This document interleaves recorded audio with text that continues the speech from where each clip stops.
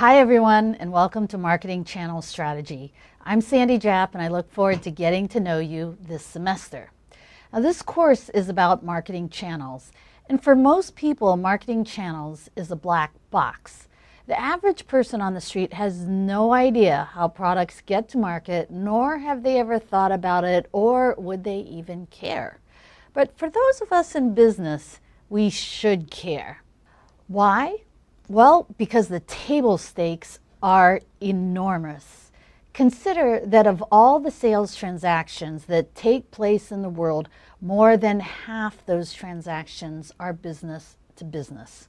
And consider too that in the US, wholesale distribution revenues account for as much as 30% of our nominal gross domestic product, or GDP. Retail sales alone account for 27%, and together the two account for more than half of our GDP.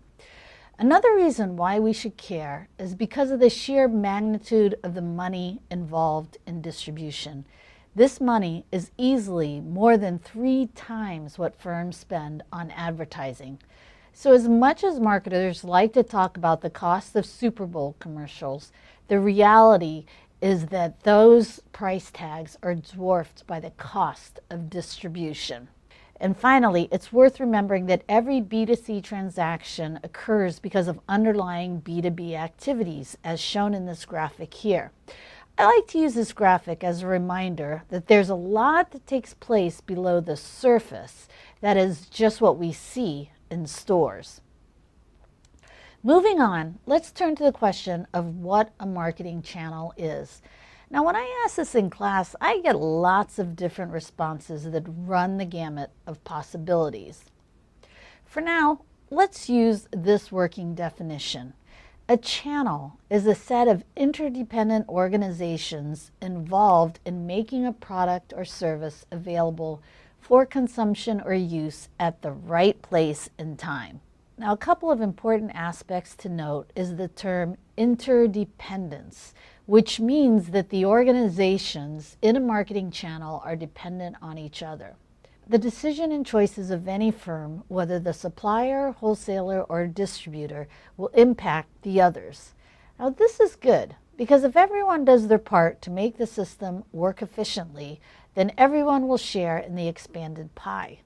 But when they don't, everyone comes up short. So all boats rise and fall together. The second aspect to note is consumption or use. And what you will learn this semester is that how consumers use or want to buy the product is more important than the product itself. And you heard that right. This implies that it is possible to sell marginal or commodity products simply by creating value in how customers want to buy. Creating value is both a logistic and information challenge, but is at the core of how to make products and services available at the right time and place.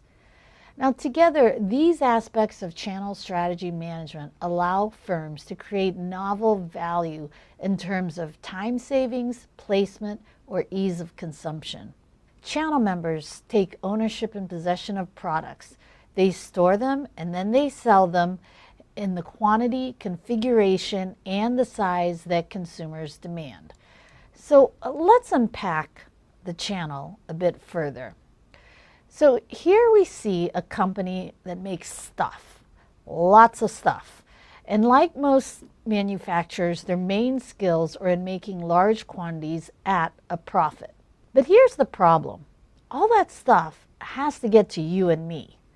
And this black box in between is what makes this happen, and this is the channel.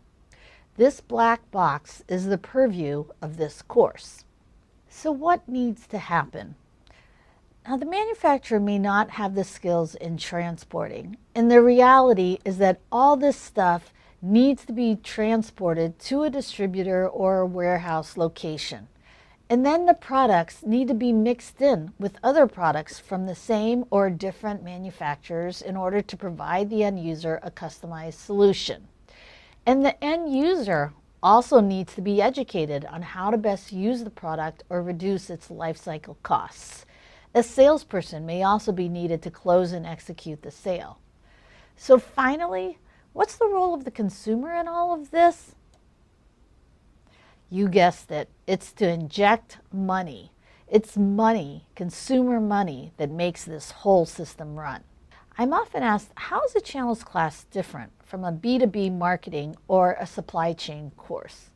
Well, a business-to-business marketing class is about the marketing mix to firms. In other words, how the marketing 4 Ps should be used to sell to organizational customers. But a channels class is about 1 P, and that is the placement P. So this course is all about that 1 P, and you will see that sometimes that's all you really need to make a whole lot of money. A supply chain course often focuses more on the logistics of moving boxes and stuff efficiently. So there are lots of models and algorithms to help avoid what they call the bullwhip effect. Now the focus is typically on cost reduction, but in a channels class, our focus is on value expansion. So instead of how to improve our margins, the question we ask is, how can we grow the revenue overall by offering something that consumers will pay more for? Now, revenue growth just also happens to be what markets demand. This is not to say that cost reduction is not important. It's just not our only focus in a channels course. Another big differentiator from a supply chain management course is the creation and use of incentives to get all the channel players to work together.